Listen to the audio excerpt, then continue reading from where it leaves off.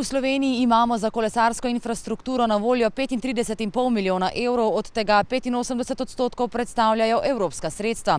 Pri vseh teh milijonih pa se sprašujemo, kako učinkoviti smo pri njihovi porabi.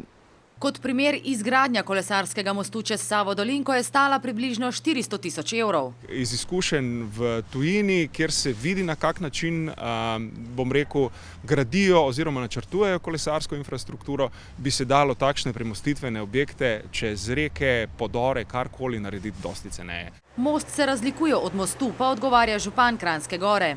Da se voziti tudi s kolesom za 10 evrov, ki ga kupite na odpadu, pa nihče na resno kolesarsko tekmo ne gre s takim kolesom. Torej imajo potem naši severni sosedje, ki so zavezani visokim standardom, res toliko slabše mostove od nas, glede na to, da so njihovi tudi do 12-krat cenejši. Mislim, da je bolje zgraditi objekt, ki je trajen, ki je kvalitetno zgrajen, predvsem pa varen za vse uporabnike. In kaj na to porečejo uporabniki mostu? To ni moja reč.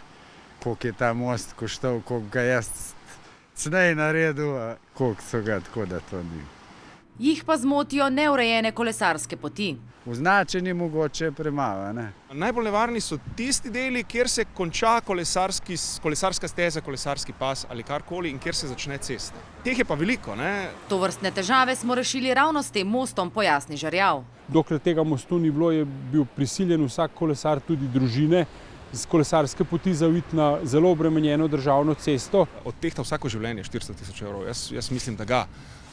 Je pa res, da so gradbeni posegi lahko dosti cenejši, sploh če tu ne gre za neke strašne obremenitve.